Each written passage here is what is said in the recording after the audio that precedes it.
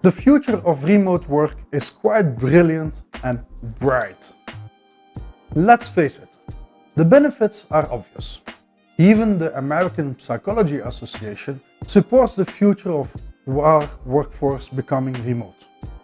First, remote working saves money for everyone involved: the employee, the employer, and the company. The savings are major. Second, the health benefits for the employees create a happier workforce and better outcomes for production. Avoiding the daily stresses of the average commute, improvements to work-life balance, and the overall perks of working from the comfort of your own home are just a few reasons most people prefer remote work. Employees that are happy and healthier produce better results. It's a fact. Employers found that teleworkers often go above and beyond, for instance, by responding to emails outside of the work hours, to demonstrate their organizational commitment. That's why. So, as a remote worker myself, I support remote work for obvious reasons. But, to be honest, I have witnessed firsthand the countless benefits of remote work and WFA, which is named for working from anywhere. So the WFA programs provide to companies and the worker worldwide benefits.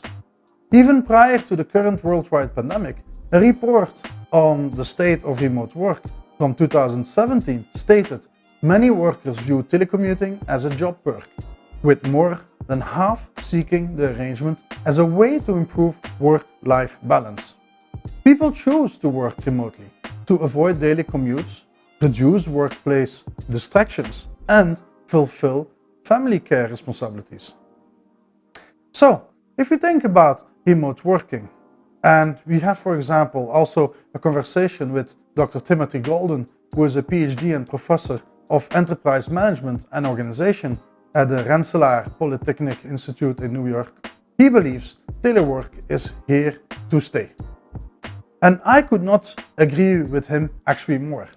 Kristen Shockley, also a PhD and associate professor at the University of Georgia, made a paramount point when talking to her. Companies should never just implement telecommuting without anything changing at all. They also need to shift their culture and norms to support the new arrangements. The statement proves the importance of the relationship between remote work and organizational design. Now, one cannot successfully exist without the other, which is why to emphasize the importance of both in my consultation as well as in my teaching. These are both subjects I love, among others.